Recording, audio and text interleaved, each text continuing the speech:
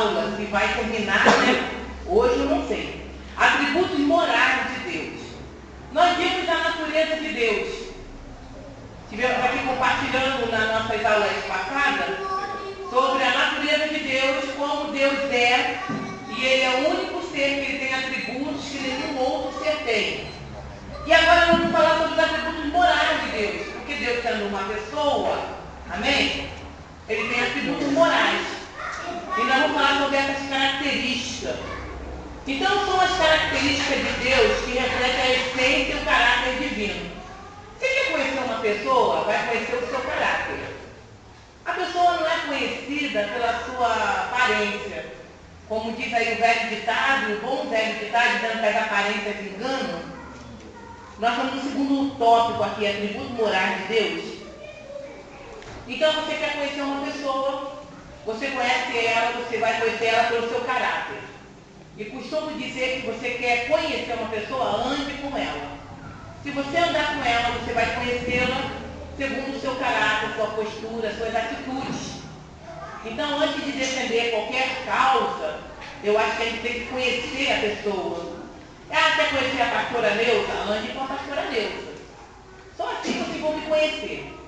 Não tem outra forma. A aparência é uma mulher de Deus. É mesmo uma mulher de Deus? Ande com essa mulher de Deus. Aquele homem é um homem de Deus. É um homem de Deus mesmo? Ande com ele. Veja se ele tem atitude e postura de um homem de Deus. E Deus também, por ser Deus, ele tem os seus atributos morais. Então nós vamos estudar nesta manhã os atributos morais de Deus.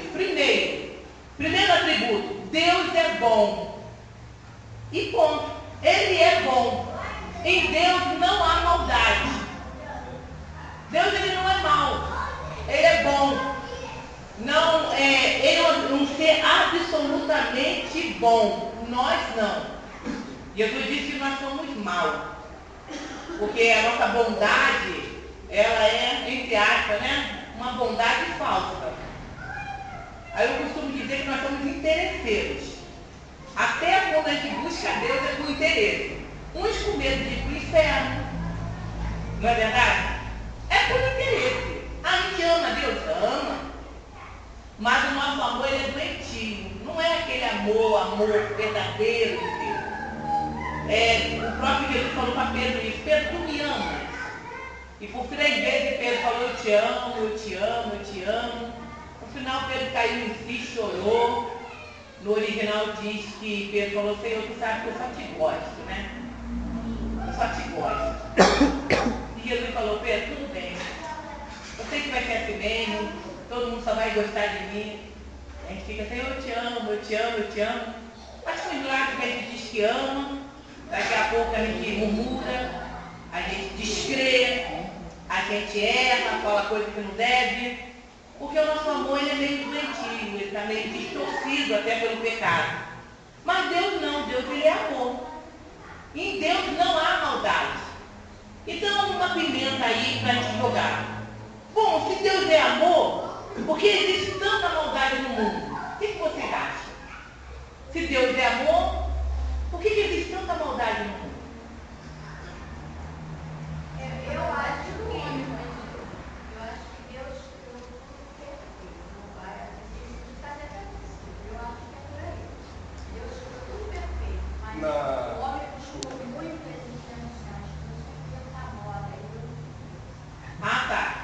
Deus criou tudo perfeito, o homem inventou modas e aí distorceu muitas coisas.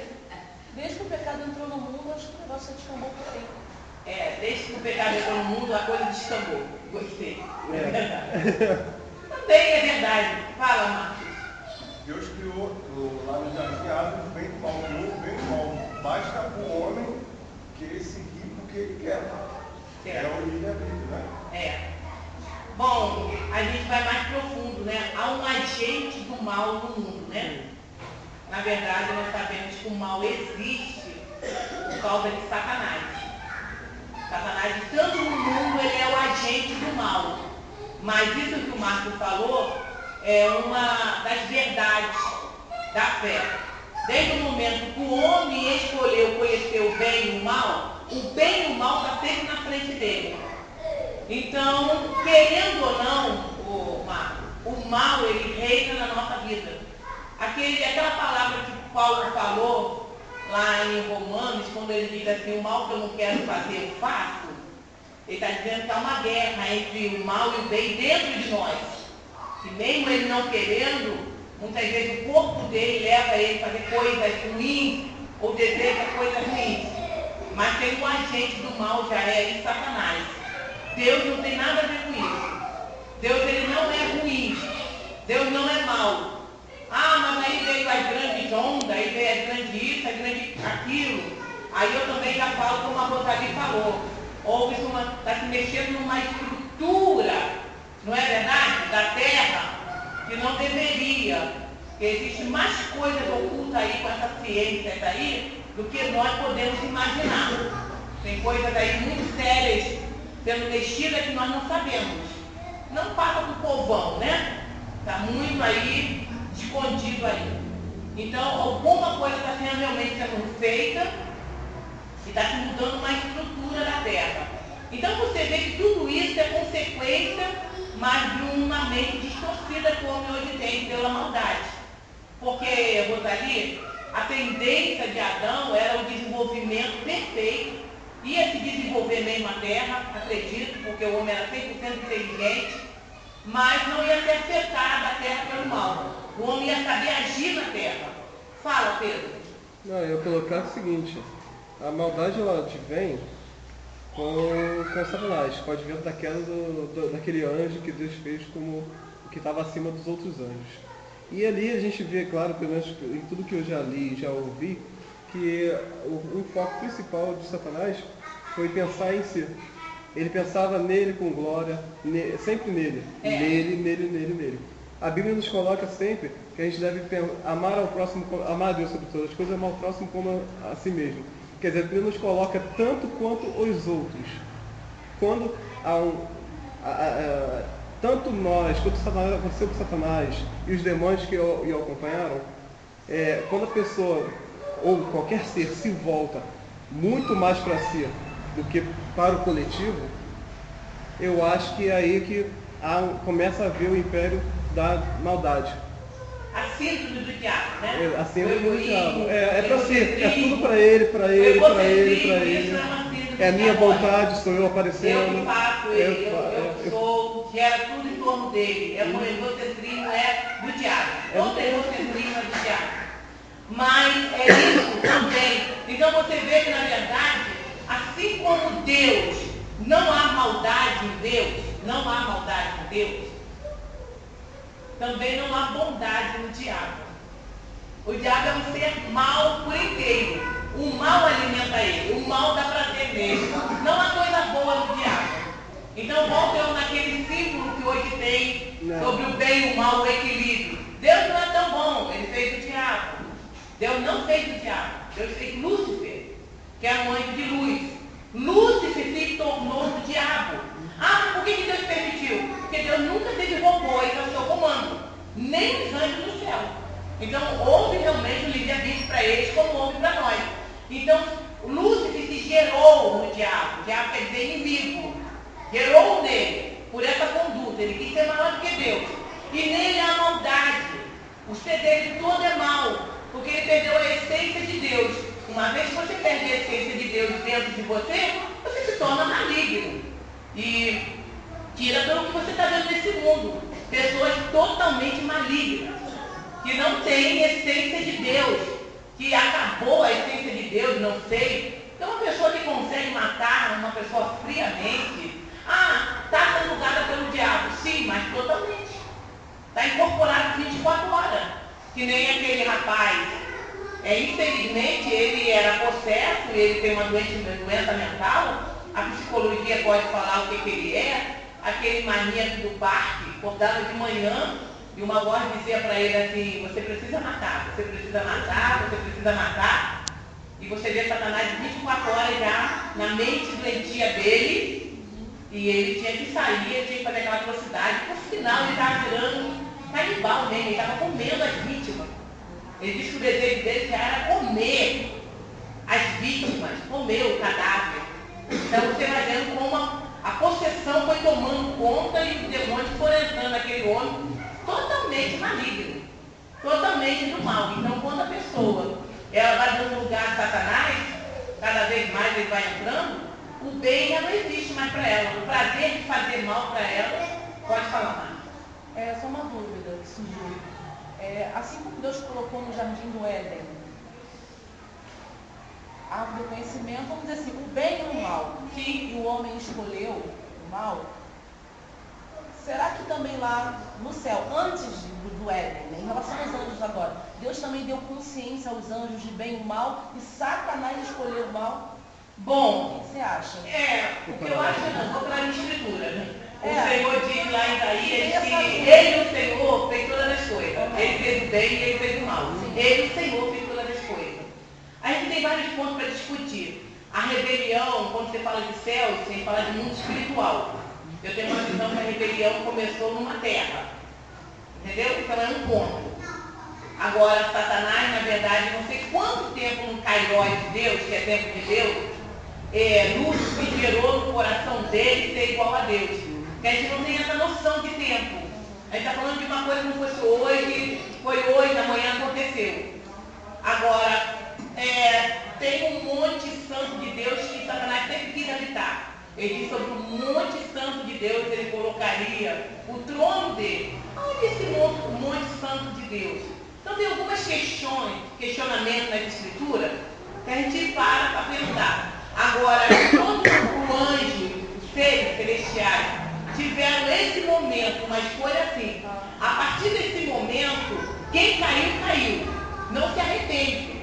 Por que não há uma redenção para os anjos?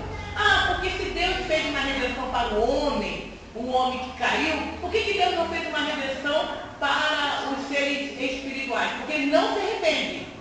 Não há arrependimento de Satanás ter caído. Você entendeu? Não há arrependimento dos anjos ter se rebeliado. Não há nenhum arrependimento. Eles não foram induzidos como nós fomos por Satanás. Na verdade, eles fizeram uma escolha na sã consciência perfeita deles.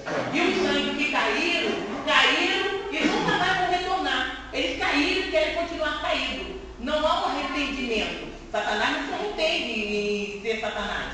E já os anjos de Deus também foi uma escolha. Aquilo ali foi um divisor de água no mundo espiritual.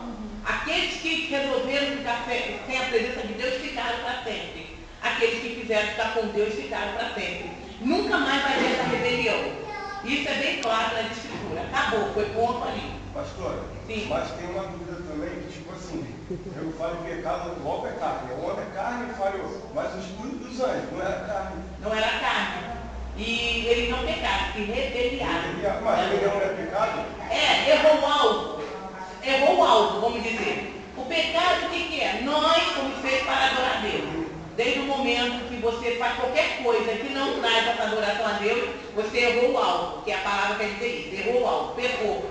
Os anjos sim, também. Mas o homem ele foi induzido por Satanás, mesmo assim. E o homem que conseguiu se arrepender. Você entendeu? Houve um arrependimento. Já no mundo espiritual de Satanás não há arrependimento.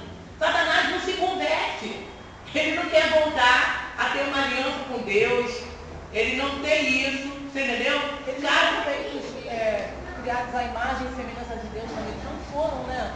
Sim, eles são seres celestiais. Deus os criou. Na sua santidade. Isso é um questionamento que a gente vai falar, cada um vai entrar no centro. Eu quero dizer que, segundo a escritura, outra coisa, cada anjo, depois você tem que falar sobre anjo, para vocês entenderem. Cada um, eles são diferentes, eles não são iguais. O ser humano procedeu de uma raiz só, você entendeu? Os seres celestiais não, eles são diferentes. Se Jesus tivesse que vir, tinha que vir para cada ser celestial, para resgatar. E outra coisa, eles não são feitos de sangue, a redenção é através do sangue. Então, não tem como, ele não se arrepende. Não há um arrependimento deles para voltar uma aliança quebrada. Eles quebraram a aliança porque eles quiseram. Não é como nós, fomos induzidos. E desde o momento que o nosso pai Adão teve a oportunidade de voltar, ele voltou e Deus renovou a aliança com ele. Deus matou ali um cordeiro, lembra? E naquele sangue, Deus fez uma aliança de sangue com ele. Porque ele quis retornar. Ele falou, Senhor, eu estou com medo. Porque a gente não sabe mais das outras conversas, a gente sabe da essência da conversa que houve. Será que Deus já falou aquilo ali com Adão, que está escrito? Ali, porque como foi uma revelação profética de Moisés, a essência da conversa, a essência da conversa. Amém? Deus deu uma essência, porque você fez isso, vai acontecer isso. A essência foi aquilo ali. Mas Adão, na verdade, se arrependeu. Em Adão criou-se uma aliança para que toda a sua geração tivesse uma segunda oportunidade. Adão pediu isso a Deus. E aí Deus também olhou e se quebrantou também nesse sentido. E falou assim, vai nascer da mulher alguém que vai pagar o preço por todo mundo. No momento eu vou cobrir somente a sua nudez. Aí faz o sacrifício, mata um animal, muda suas vestes, simbolizando o quê? Vocês estão perdoados, mas o pecado não foi tirado. Está encoberto o pecado. E você vê que quando Moisés vem com a lei só encobrindo, né? Que é o sacrifício que Moisés fazia anualmente, era para cobrir o pecado. Não conseguia tirar ele de vez. E Jesus arranca o pecado. Jesus é o nosso segundo Adão. Ele arranca o pecado de nós. E nos torna uma aliança perfeita com Deus. Mas, nesse proceder aqui, tudo isso que foi feito, Deus ele não é ruim. Deus ele é bom o tempo todo. Quando Deus olha para nós, ele diz que ele tem o quê? Ele tem coisas boas para nós. Ele não tem coisas ruins para nós. O pecado nos destrói. É o pecado que destrói a gente. Por que Deus deixa acontecer isso com essa criança? Foi o pecado. Vamos dizer assim, a máquina reprodutora está enferma. Então vai sair as peças enfermas. Deus botou uma criança aleijada no mundo. Não, o espírito é perfeito. Mas o pecado está corrompendo a matéria. Por isso que está saindo tudo defeituoso. Deus não tem nada a ver com isso. Foi uma escolha nossa. Fala, Pedro. Não, o questionamento é o seguinte, quando teve a rebelião, a rebelião em si, não sei se a Escritura fala alguma coisa referente a isso, fugiu à onisciência de Deus ou era uma coisa que ele sabia que acontecia? Nada foge. Deus é onisciente, nada foge. Ele já fez Lúcifer sabendo que Lúcifer tudo tenderia para... Vai se entender isso, tudo. Isso realmente não dá para Deus fez tudo. A onisciência de Deus, voltando à natureza de Deus. Deus é onisciente. Deus sabe passado, presente e futuro no mesmo instante. Ele fez tudo já sabendo que tudo ia acontecer e tudo foi feito da vontade dele. Agora, só quando a gente tiver um passo cara a cara com Deus, porque diz a palavra de Deus que quando nós tivermos a mente de Cristo, nós entenderemos todas as coisas. Que assim como Ele é, nós veremos. Então, todas essas nossas dúvidas, que a nossa pequenez, que a nossa mente não consegue alcançar, automaticamente tudo vai ser respondido. Vai se abrir o céu para a gente, vai se abrir toda a história desse mundo espiritual para a gente. Então, todas as suas dúvidas, as minhas dúvidas, como aquela que estuda a palavra, vai ficar lá em Deuteronômio 29. As coisas reveladas são para nós, as ocultas são para Deus. Não adianta, tem coisa que está em oculto que a mente humana não alcança. Mas a gente vai falando, né? Alguma coisa que a gente imagina. E Deus não tem jeito, Satanás não se arrepende. E a maldade que está havendo nesse mundo, por que Deus permite isso? Porque houve uma escolha do ser humano conhecer o bem e o mal. Assim como nós conhecemos a bondade de Deus, o Marco deixou bem claro isso. Hoje nós conhecemos a maldade do diabo. Porque nós permitimos isso. Eu quero. Quando o homem comeu do fruto, ele disse assim, eu quero conhecer também a maldade.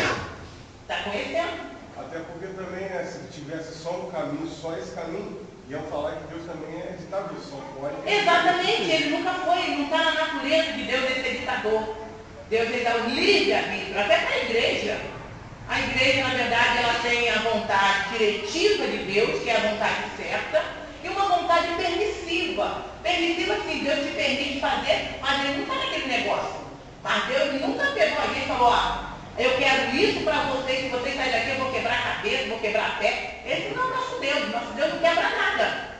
E às vezes as pessoas estão na permissão de Deus, indo para outros lugares, estão sendo até um pouco abençoadas, está dizendo, viu, Deus é comigo, porque senão ele me maltrataria. A gente vai estar servindo ao cão, porque a gente quer que nosso Deus saiu da direção, mata e perde filho, e arranca a cabeça não sei de quem, e desvia marido. A gente tem essa visão, né? Se Deus não faz nada disso, mas Deus é bom. Deus, quando ele diz assim, filho, você está indo para um lugar errado, como Jonas, botou aquela situação, o mar se revoltou, foi para a barriga do peixe, mas Jonas viu que o coração de Jonas não estava nem ali para aquela obra, né? Ele preferiu uma abóbora do que uma criança. A abóbora vai morreu, ficou arrasado. E as milhares de crianças que tinha ali em Nínive, que ia morrer, não estavam nem aí. Ele escolheu uma abóbora. Deus estava mostrando o coração dele. Mas Deus não matou Jonas por isso. Não deu mau testemunho de Jonas por isso. Porque Deus é bom. Ele falou, Jonas, tu está com pena de uma abóbora que nasceu num dia, morreu. E Nínive, desde que você saiu para pregar aí, você nem entrou na cidade, você está aí deitado, mas eu estou lá em Nínive, eles estão lá em jejum, eles estão orando, eles estão no saco. Eles estão pedindo para eu não matar eles. Você está dizendo o quê? Que é para matar? Porque Deus é bom, gente. É isso que a gente tem que entender. As maldades não vêm do nosso Deus. Agora tem uma parte de Deus que não está aqui, o presbítero Edson colocou, eu gosto muito. Atributo moral de Deus, santo. Deus é santo. Não está, pode botar, santo. Santo. Quando nós ferimos a santidade de Deus, automaticamente vem a justiça de Deus. Amém? Uma vez que você fere a santidade de Deus, a resposta de Deus é o quê? Justiça. E a justiça de Deus, para nós, parece que é ruim. Deus é ruim, porque não, isso é justiça de Deus. Porque a justiça de Deus não é corrompida. Deus, ele é santo. Uma vez que você fere a santidade de Deus, a resposta de Deus é justiça. E a justiça de Deus é aquilo que diz que até Deus é mau. Porque a nossa justiça não é igual à justiça de Deus. A nossa justiça é como um trapo, pano de chão na presença de Deus. Diz a palavra de Deus, quer ver que é justiça. Se nós destruirmos o templo do Espírito Santo, Deus nos destruirá. Mas essa casa é de Deus. A gente não quer aceitar. O homem bota para cheirar. O homem bota para se prostituir. O homem bota para fazer um monte de coisa no seu corpo que não é lícito. Está ferindo a santidade de Deus. Está ou não está? Diretamente. Era a casa de Deus onde está sujando. Aí vem a justiça de Deus. Qual é a justiça de Deus? De permitir aquele corpo pegar qualquer coisa. Mas agora, onde está Deus? Deus, onde tu estás? Me deixaste? Mas você destruiu o santuário dele? E você não quer que o santuário seja destruído? Aí vem as pragas que estão havendo aí, que são pragas. Diversas pragas que estão aí pelo grande pecado da humanidade. A AIDS é uma praga, gente. A AIDS é uma praga.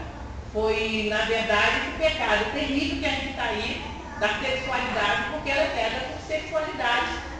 Tudo bem, hoje em dia o sangue contaminado. Mas a AIDS não acabou, ela está infestando o mundo inteiro. O continente africano está quase que acabando, porque de 10 pessoas, eu acredito que hoje 9, em alguns países, 9 já tem o HIV. E ela está aí. Não, ela não tem cara. Outra praga é o câncer. Já encontraram tratamento para AIDS, mas para o câncer não.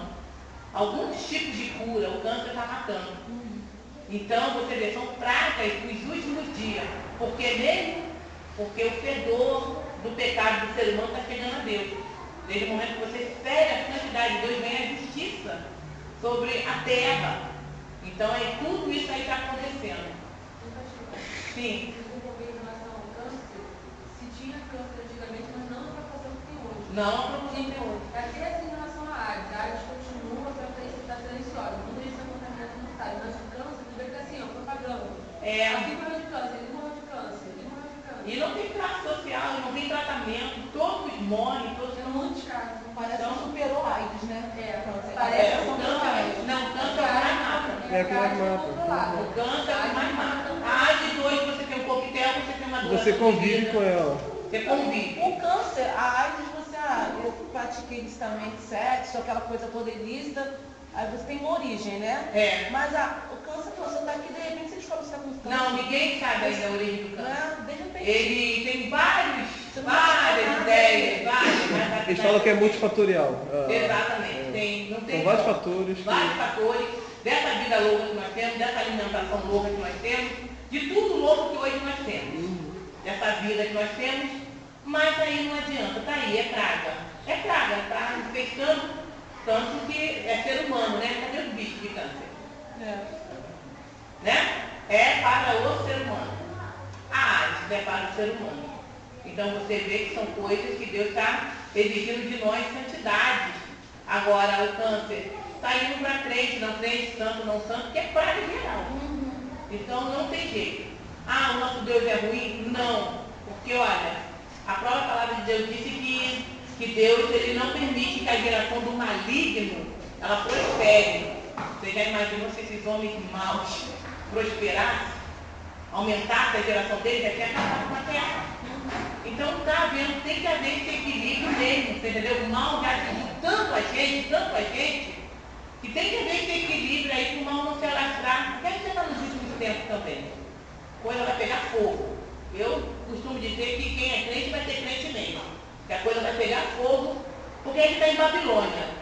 Não está no Egito, não. Babilônia é sedutora. Egito escravizava. Babilônia é conquista. Então você pode ser crente, mas continua fazendo suas práticas, sabe? De pecado, que hoje ninguém fala nada, hoje a coisa está andando nesse ritmo. Você pode totalmente servir a Deus, levantar sua mão, dar glória a Deus e continuar sendo aquele porco, aquele sujo, que não se lava, não se santifica. Porque a igreja hoje é um lugar muito legal. A igreja é o melhor lugar. Ser evangélico hoje é status. Hoje as pessoas estão buscando pessoas evangélicas para ter suas firmas, cargos elevados. Então hoje o evangelho é em ascensão, mas a santidade está em declínio. Mas já dá que entendeu? Porque aí dá poder, aí a gente vai saber quem é a pessoa. Será? Eu acho que tem muita gente que tem poder muito e com as suas práticas. Porque o pecado, hoje em dia o pecado está tão grande, a gente está falando de Deus, né? Mas está falando de santidade. Hoje em dia o pecado está tão imoral que o certo virou errado e o errado virou certo. Sim. Uma coisa que eu debato muito e está aí ao vivo, botando minha cara para bater, na verdade, é a virgindade. A virgindade hoje não existe mais, respeitando, tá, os presentes, no sentido que virgindade é só para hoje, para as meninas, e elas nem querem mais. Elas nem sabem o que fazem com isso, porque virou praga ser virgem. Por que eu falo isso? Porque eu faço gabinete com meninas, adolescentes, que por outras, pelas suas amizades, sabe, elas são torturadas mesmo, mentalmente, porque que ainda são virgens, na sua idade de 15 e 16 anos. Eu acho um absurdo, um desrespeito com o corpo do ser humano. Eu acho que o ser humano tem que ter escolha para tudo. Mas também não falo da santidade, da virgindade da menina, não. Eu falo da virgindade do menino. Que na nossa cultura machista, o homem virgem é o que? Boiola, né? Desculpa a expressão, mas é isso, né? O menino não é mesmo, o menino que se preserva, que se cuida, que é santo, aí vai dizer que é careta. A expressão outra é bicha. O menino é mais difícil ainda, né? O menino, né? O menino não se colocar que ele peguei tantas, sabe? Achei engraçado porque tem uma criança de 5 anos que, entendeu? Umas 5, 7 anos, não posso dizer o nome, mas de 7 anos que chegou a mim, é conhecido nosso. Estava numa conversa de adolescente e ele estava lá infiltrado, sabe Deus por quê? E ele falou assim, eu não sou pai porque eu me cuido. Olha só. Porque senão já era pai dos 5. Olha só, uma criança. E a gente ri, porque ele quis, entendeu? Também fazer parte da conversa. Pô, mas a conversa vai ser adolescente. Não era nem de nós. Conversa de adolescente. E eu ri na hora, porque eu conheço a pessoa, ele não ia ficar numa conversa de adolescente de 15, 16 anos e não colocar aqui. Entendeu? E os pais comentavam e riram comigo, porque realmente a gente ri muito. Eu me cuido. Olha. Ele não tinha uns 5 por aí, pô. Tirando onda, né? Aí eu seguro essa criança. Mas por quê?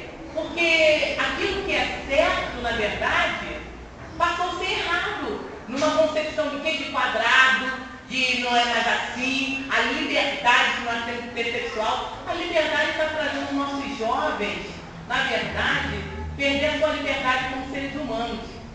E a coisa está feia. E o que eu mais tenho visto nas cracolândias da vida são jovens perdidos. Eu estou com uma jovem para cuidar está morando hoje numa Kombi, e ela está desde os 14 anos fora de casa, e ela está na pele, porque ela é usuária de crack, bonita, loura, você vê que a pessoa é bonita, ela com 20 anos, ela saiu de casa desde os 14 anos. Imagina o que essa menina está fazendo, ou já fez, para poder manter a vida dela de crack. Ela está um lixo. Um lixo. Eu encontro ela no esgoto. No esgoto. Então você olha e diz assim, o que nós estamos fazendo com as nossas crianças? Que são crianças. Perdeu toda a parte dela de adolescente. Ela está com 20 anos, está um cadáver andando, tentando resgatá-la. Hoje mora numa Kombi na beira de um rio. E já está fora de casa há 6 anos, e é o tempo todo usando crack, e a gente fica assim olhando e dizendo, Deus, como fazer? E como ela, tem um monte. E quando eu encontro as grávidas, as que estão de 3 meses de barriga, de 6 meses de barriga, usuárias de crack, cadê a liberdade sexual para elas? Cadê? Não tem parceiros fixos, na verdade se prostitui por causa do vício, e não tem jeito. Se você olhar nas escolas, você vai para o ensino médio, está podre, eu sou professora. E eu sei como é que está a mente das adolescentes. Então, as nossas adolescentes, né, tem a nossa querida adolescente aqui, que deve estar sendo bombardeada o tempo inteiro para que ela não tenha uma conduta dela. A escolha tem que ser dela. Eu fiz um gabinete com uma adolescente, ela totalmente sem saber o que fazer, e eu não dei aquela palavra da pastora que é pecado, não. Eu dei a palavra de uma mulher. Eu olhei para ela e disse assim para ela, mas tem que ser no seu tempo. Tem que ser quando você estiver preparada, porque é algo muito sério para nós isso. Aquilo que é leviano para os outros, para nós é muito sério, é uma parte do nosso corpo. É uma parte da nossa história. É uma etapa da nossa história. Nós vamos deixar de ser inocentes para passar a conhecer um outro lado. Então tem que partir de nós, tem que haver um respeito com o nosso corpo. É o nosso corpo, é o seu corpo. Se você estiver preparada para esse ato, é o seu corpo. E aí a gente vê por quê? Porque as colegas todas, sabe, já tem uma vida sexual ativa. E ela fica entre o servir a Deus e servir a sociedade. Eu falei, essa guerra é sua. Mas antes de servir a Deus ou servir a sociedade, fica o seu corpo. O que o seu corpo está pedindo? Você está preparado? Eu vejo claramente que você não está pronta. Porque desde o momento que você está nessa confusão, você não está pronta para esse ato. Então, por quê? Isso é uma bombardeada terrível, gente. Estou falando de coisas que a gente vive, são terríveis. E são tabus, né, como se fala. Mas numa sociedade hoje, que a malhação está aí fazendo sexo 24 horas, 5 horas da tarde. Botando o sexo como a melhor coisa do mundo. Eu acho que o sexo ele vem todo um contexto. Ele é muito bom, mas ele também vem todo num outro contexto que a gente sabe. Porque a mulher sonha no casamento, pelo menos, ser esposa de alguém. E eu vejo as frustrações de muitas mulheres, quando conversam comigo, que hoje não são a esposa. Que tem que assinar um documento que diz se é casada, se é solteira, ou se é o quê. E ali é que dói a realidade. Ali dói a realidade. O que eu sou? Eu sou solteira, mas eu tenho vida de casada, eu tenho compromisso de casado, mas por que eu não tenho meu nome de casado? E isso para homem, porque o homem, né, é um animal, né? O homem quer procriar. Mas a mulher é o sentimental. A mulher é o sentimental. A mulher ela precisa estar totalmente protegida. E não adianta pegar a nossa cabeça, querer botar uma cabeça de homem não, que não funciona. Tira de nós essa personalidade de mulher. Eu gosto muito quando diz, você é casada, você é solteira, você é o quê? Sou casada. Qual o nome do seu esposo? O meu esposo está aqui. Isso me traz uma paz, uma segurança, sabe? Um equilíbrio como mulher. E eu sei que eu trago mulheres nessa área também. E eu sei que o que dói é isso. Na hora do documento, o que eu sou? O que eu sou na hora do documento? Fala. Exatamente. O útero não está pronto para isso, o útero não está maduro para isso, a cabeça não está madura para isso. Toda uma consequência, mas a maior parte das nossas adolescentes, elas estão ficando grávidas muito cedo. e perdendo a virgindade muito cedo.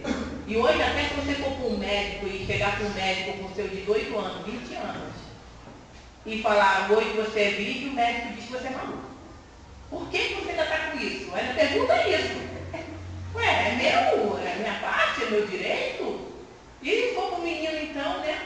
Pastora, fala. É o seguinte, eu queria colocar o seguinte, que muitas vezes são colocadas as coisas e vê-se como isso não está escritural na igreja. E eu digo que a gente como cristão tem que ter muito cuidado com a cultura. Meu sobrinho estava dando trabalho, foram reclamar de uma menina que estava assediando, e ela falou, a mãe falou, segura suas cabras que meu bode está solto. É isso que se coloca como cristã. Esse ditado é horroroso, é verdade. Quer dizer, porque ela tem. Não é só adolescente falando com adolescente, aqui adulto está falando com adolescente. Não, a criação nossa como homem, mulher, nós somos os latinos, o latino é assim. Eu prendo a menina e eu solto o menino. Exatamente. Entendeu? E não é. Você prende a menina e solta o menino. Meu filho, meu filho não pode. E um dia eu tive uma conversa séria com meu filho, acho que ele tinha 13 anos, né? Ele tinha 13 anos na época, hoje ele tem quase 20. Ele chegou em casa para mim, mãe, a gente precisa conversar. Eu já fiquei preocupada. Falei, meu Deus, o que eu estou fazendo? Ele, não, mãe, não é isso não. Mãe, eu quero dizer para a senhora que eu estou namorando. Como? Fazendo o quê? Namorando? Mãe, eu quero dizer que eu estou namorando e eu quero ir na casa da menina, já pedi o pai dela, já pedi a mãe dela, e eles aceitaram. Eles aceitaram e eu dei uma bronca no meu filho, falei, você não poderia ter feito isso, eu fiquei brava, você não poderia ter feito isso sem ter falado comigo, e outra coisa, e não, a mãe está aqui, irmão, olha só, a mãe dela, sabe, ela já sabia que eu ia falar isso, me deu, a senhora pode ligar para ela, eu não vou ligar para ninguém. E outra coisa, para mim, o senhor não está namorando não, está na marginalidade. Sem namoro aqui não. Falei, olha só, você não se sustenta e tem aquele sermão de mãe, e aí da onde originou o toquinho de saia, né? Que eu falei, não quero não, e é um toquinho de saia, agora não sai, não tinha nem nome. Não é namorada e bati em pé firme, não tem namorado. Eu sei que os pais ficaram tristes, eu não repudiei a menina em si. Poderia ser qualquer uma. Meu filho com 13 anos não está na época de namorar não. Ah, mas você namorou? Mas olha, a postura da mãe tem que ser uma, eu sou mãe. Não dá para namorar, gente, 13 anos, uma criança namorar com 13 anos. Vai namorar como? Vai fazer o que com 13 anos? Falei, você tinha que estar estudando. Eu quero resultado de prova. Ah, ela está namorando, tem tempo para namorar? Ninguém trava mesmo. Falei, então eu quero notas boas. E outra coisa, para mim você não está namorando nada. Não me parece com essa menina aqui. E ele arregalou o olho, a menina nem passava perto de mim. E depois veio o outro, a mesma coisa, com 15 anos, nem pensar.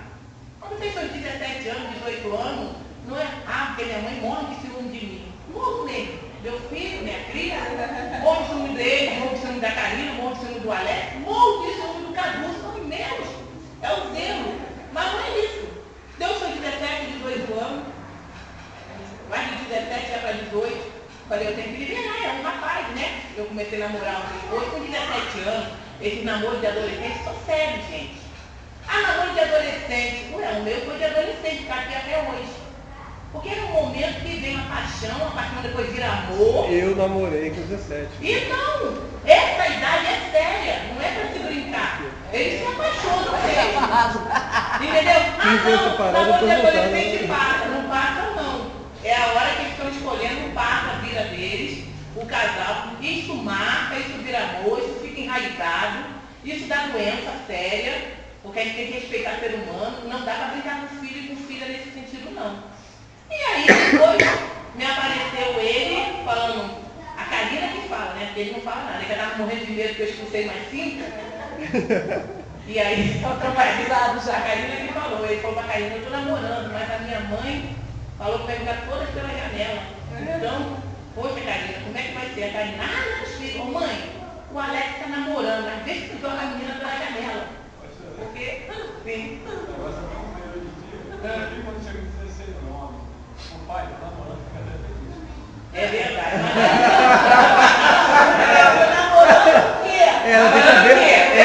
Tem que saber exatamente o que é. Também. Vai pedir. Tem que ser assim, ó. Tá namorando? Traz pra eu ver. Nosso estudo é bom barato. É um seminário familiar, né? Porque quem vai nos ouvir depois não vai entender nada. Estamos falando de Deus ou da vida dele. Mas nós estamos falando de quantidade de Deus que não pode mudar com conduta de Deus. Eles falavam do menino, né? Que é homossexual e tal. Só que hoje em dia as meninas estão piores. As meninas estão piores. Na minha escola, eu não tenho nenhum caso de homossexual. O que tinha, não sabe se é ou se não é, é definido. Mas garoto tem um caso que deve ser sapatões. Mas olha só, cuidado com isso que ele está sendo filmado e tudo rola processo. Então a liberdade de escolha sexual está aí. Agora, biblicamente é condenado. Mas a liberdade sexual, cada um escolhe o que quiser. Aí a pouco o pessoal vai estar namorando sábado, cachorro, É igual aquele cara que namora uma árvore. Ninguém vai poder falar, tem liberdade sexual, gente. E se alguém quiser namorar um cachorro? Mas existe gente que namora árvore. Olha só, a preocupação é em relação aos meninos. Os meninos estão liberados, os meninos têm que aprender a ser homem cedo, só que as meninas todo mundo está esquecendo. Não tem que esquecer ninguém. Eu acho que cada pai, cada mãe se responsabilize pelos seus filhos.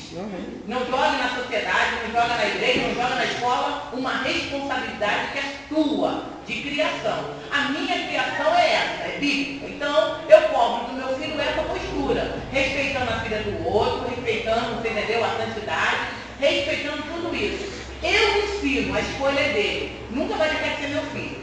Independente da sua escolha, ele nunca vai deixar de ser meu filho. Mas eu ensino. E eu condeno o pecado no pecado. Então, nesse sentido, quando me apareceu agora a minha nora, que eu sou apaixonada por ela, viu?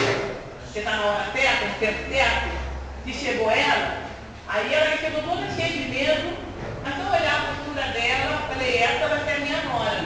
Pronto, acabou. Hoje eu gosto, estou orando para que casem, dê certo. Todo dia eu pergunto, você já pensaram em casamento? Ele é um monte. Falei, é assim que nós começamos, eu e seu pai. Já está mais de um ano juntos, estão namorando sério, o pai dela e a mãe gostam dele, nós gostamos dela. Está vendo como é que tem tempo para tudo? Sim ou não? Eu não estou dizendo que não tem que fazer, estou dizendo que tem que ter um tempo para tudo. Agora, eu como mãe, se eu deixar um filho meu com 12, 13 anos namorar em casa, eu sou mãe irresponsável, me perdoa se alguém fez esse ato, mas eu, pastora Neuza, sou muito sincera, eu sou mãe irresponsável. Então, meu filho de 13 anos está com os hormônios aflorados, não está pensando em nada, e vai ficar esquentando. Vem consequência. Não, namoro é namoro. Na minha casa não tem que ter cama de casal, cama de casal para mim e para o Nilson. Para mim, para o Nilson que somos casados. Então é tudo uma postura, independente se o meu filho vai acertar ou não, mas a minha conduta é santa. Gente, a minha conduta tem que vir daqui. O que sair daqui está errado, porque nosso Deus é santo. Então, quando fala que Deus é santo, ele te dá uma conduta santa, e ele diz assim, seja santo em toda a vossa maneira de ser. Então, na minha família, a conduta tem que ser santa também.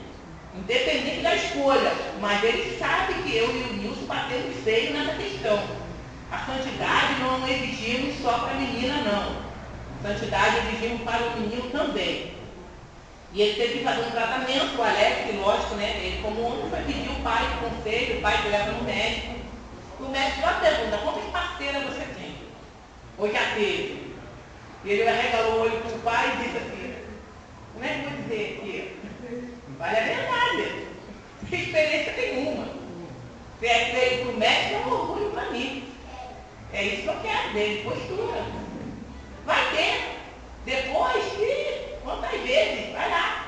Casado, comprometido, quero que seja feliz e muito feliz. E reprova aqueles que não estão usando de aquilo que é bom que Deus botou. Depois fica, agora a gente está com dor de cabeça. Dor de cabeça até apanha. Comigo, não tem isso não. Agora você vai lá. Vai cumprir as obrigações. Menina e menino. Eduardo que não vem reclamar da Karina, já olhava uma surra. Porque eu paguei o casamento. Casou? O que é isso? Não, reclamação disso não, nem pensar.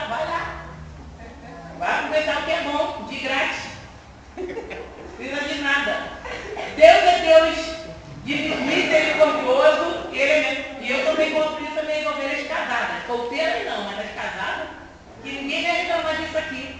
Faz logo uma unção. Pega o óleo, joga na cabeça. Tá que está quente. Gente, a gente tem que aprender a ser servo de Deus. Aquilo que é para fazer, é para fazer. Aquilo que não é para fazer, não é para fazer. A gente quer fazer aquilo que não é, na hora errada. Quando tem que fazer, agora eu estou com dor de cabeça. Agora acompanha. Dor de cabeça, trabalhei demais. Estou trabalhando demais, pastor. Eu com isso.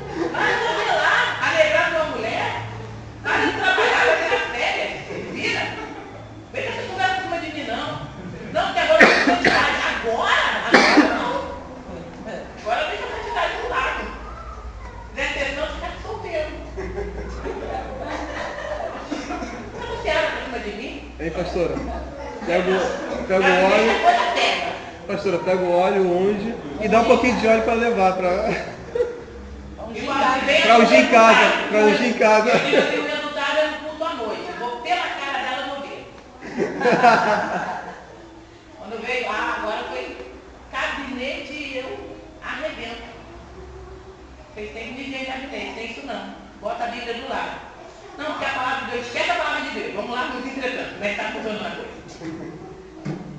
Não, pastor, é que tá, a senhora sabe, a vida hoje em dia, corre, a fraqueza que está.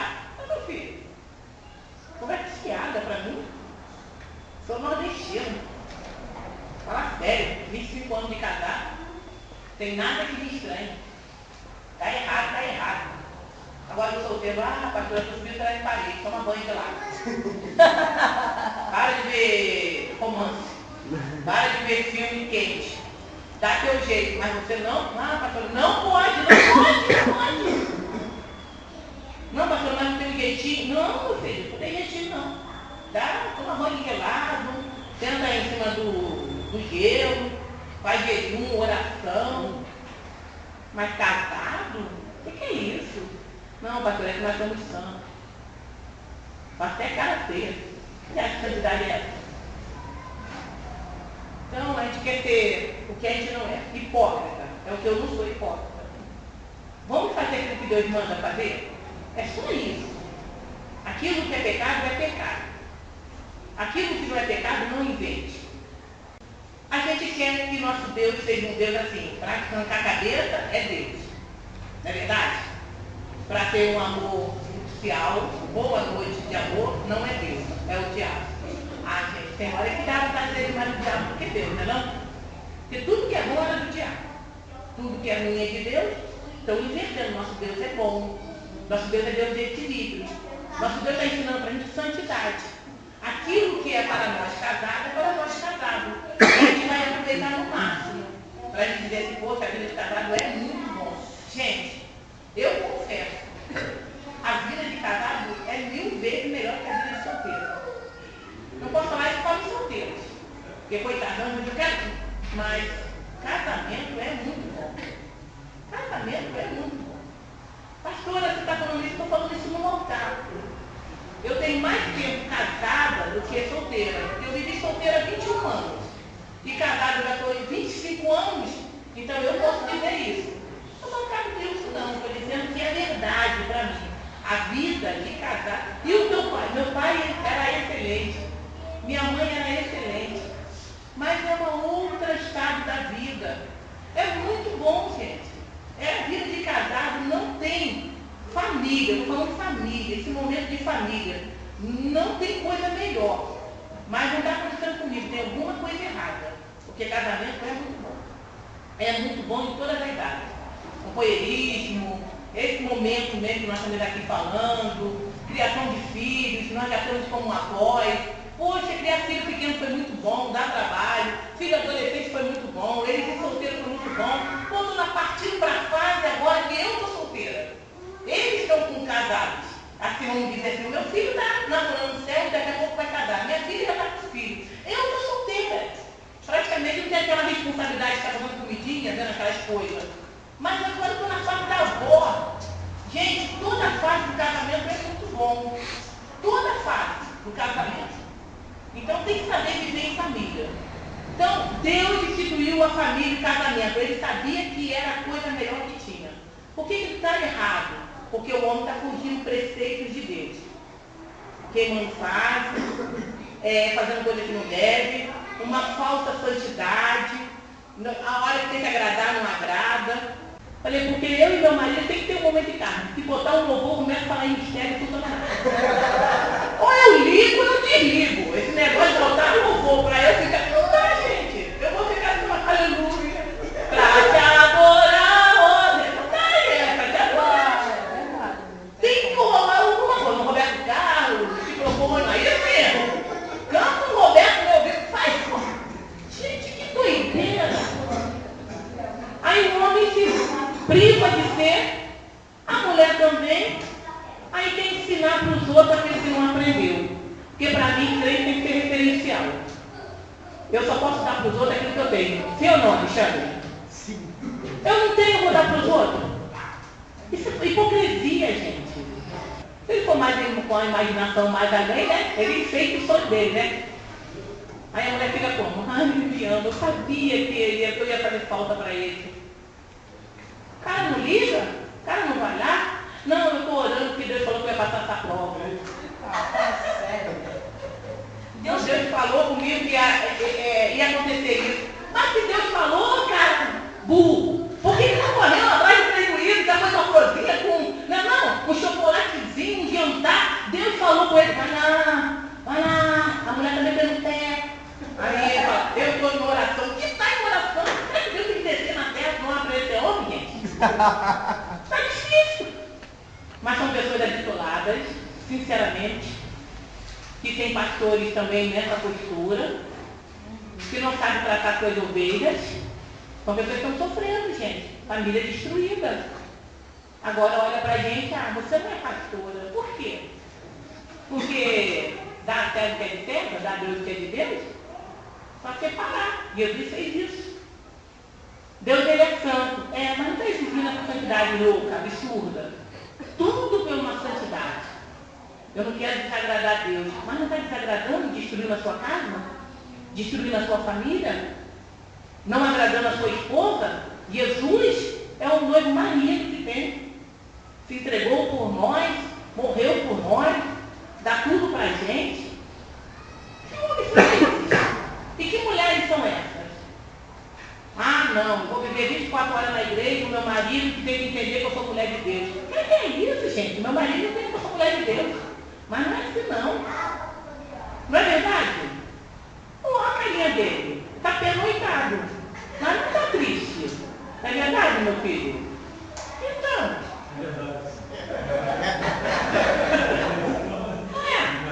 Dá tempo para tudo. A gente se acerta. A obra exige muito da gente, mas a gente se acerta. Como eu falei, hoje eu estava elogiando o Alessandro, que ele estava no Facebook, não vou bom. Essa bobeira eu adoro. Agora eu vou levar meu filho para a escola. Agora eu vou puxar ele. Ele vem com o braço sorrindo. Falei, mas é isso aí mesmo. Tem que ser pai, gente. Eu sou bobão, né? Eu falei, não, você é pai. Exemplo de pai. Tem que ser. Ele tem que ver essa figura do pai. A mãe está trabalhando, mas o pai está suprindo tudo. As férias do pai está o pai lá na escola todo dia. Ele entendeu o quê? Que se o pai pudesse, levava ele todo dia para a escola e buscava. Sim ou não? Sim. Mas por causa do trabalho, ele não pode. Tem que ter esse momento. Aí tem umas coisas dessas aí. A minha filha quer ser mãe como eu fui. O meu filho quer ser o pai que o Nilson foi.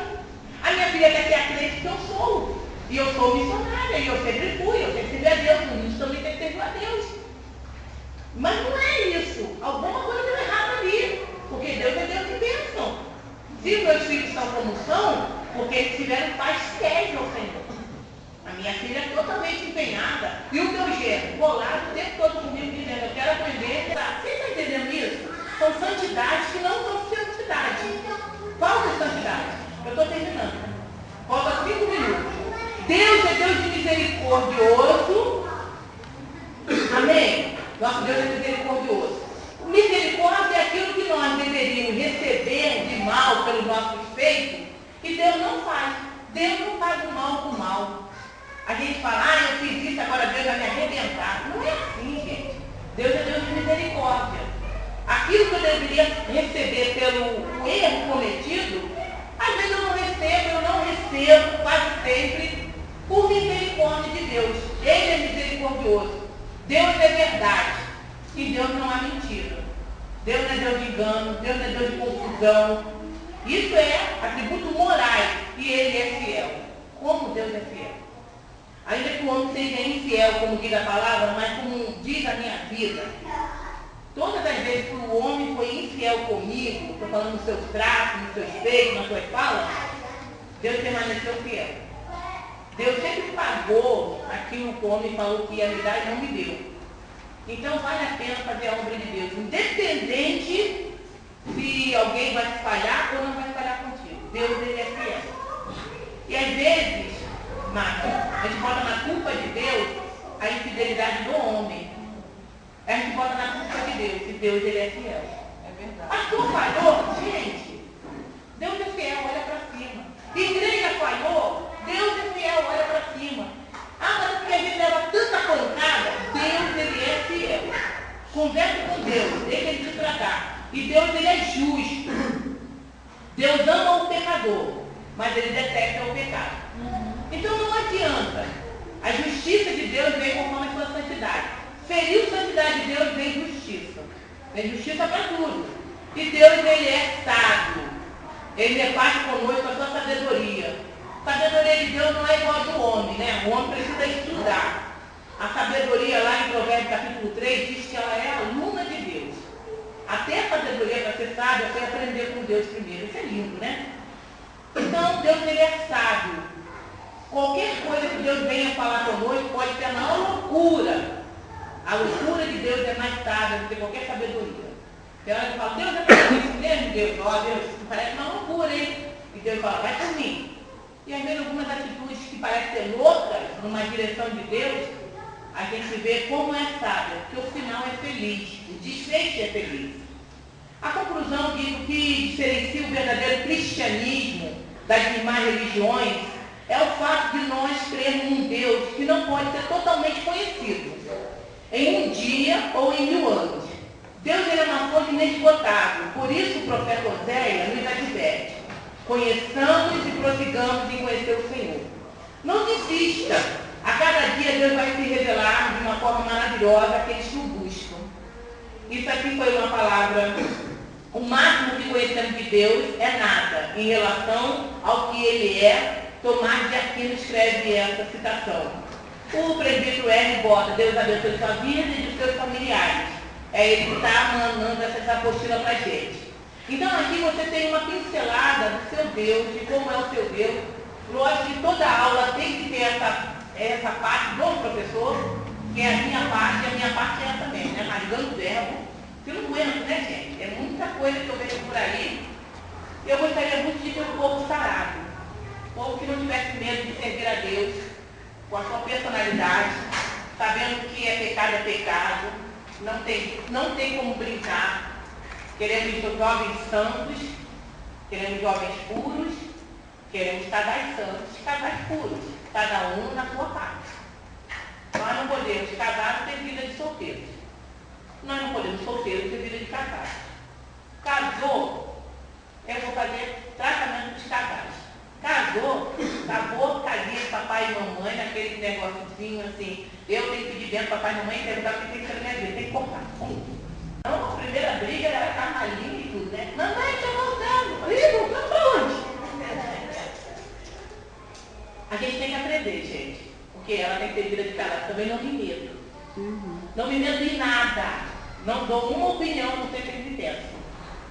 Nem como pastora deles, eu falei, olha, eu vim para Santíssimo, falei, vocês não vão, vocês vão ficar em uma. Depois eles vieram. Falei que eu não quero ser pastora deles, porque eles são casais novos. E eu não quero, mas eu faço tanto bem o papel de neutra, que eles conseguem me ver pastora, conseguem ver a sogra, conseguem ver a mãe, tudo numa pessoa só. Eu sou neutra. Sou neutra. Quando ela está errada, você está errado. Quando ele está errado, você está errado. Mas eu tenho um tratamento para ela e eu tenho um tratamento para ele. Ele é diferente dela. Então eu falei, não pode ser assim. E assim eu conquistei ela, eu conquistei ele. E eu consegui fazer com que ela entendesse que ela é a esposa dele, é a minha filha sempre, vai ter colo sempre, e ele é o meu filho também. E tem que cortar, gente. E agora, mãe, como é que eu vou cortar? Eu corto. Assim, ó. Eu entreguei ela no altar, quem casou ela foi eu. Falei, ninguém me tira daquele altar. Todo mundo dizendo, você não vai aguentar fazer casamento de filha. Eu falei, eu vou fazer. Eu botei ela no mundo, eu entrego ela. Fui lá. Quase morri. Porque imagina uma mãe ver uma filha entrar de noiva. Você nunca viu uma mãe fazer casamento de filho, né? Eu fiz a luz.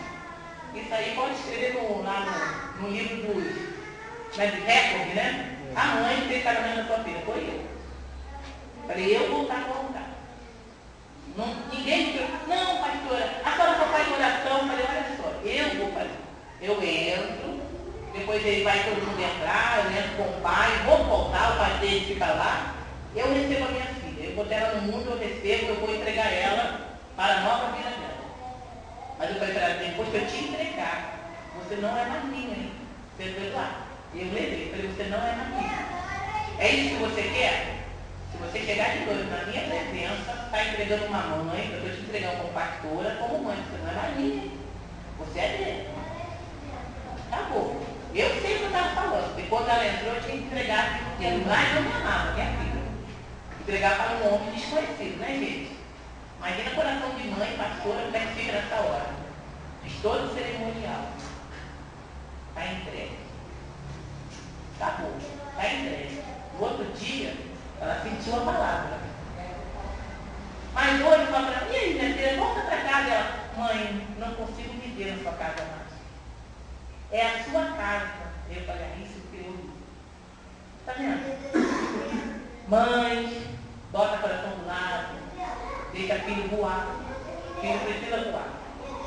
Né, Priscila? Né, Marcos? Quando estiver grandinha, entregar, deixa voar.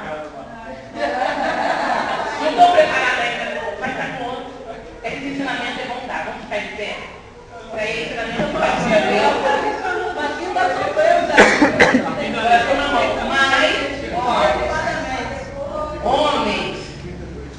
Homens casados que aqui estão, uma fala da pastora de vocês. O melhor conselho que vocês têm que ter é com a esposa de vocês. Esposas que aqui estão. O melhor conselho que você tem que ter é com o esposo de vocês. E papai e mamãe, visitam uma vez ou outra, amém? Como hoje eu vou almoçar na casa da minha filha, porque falei com Priscila, depois eu falo com ela.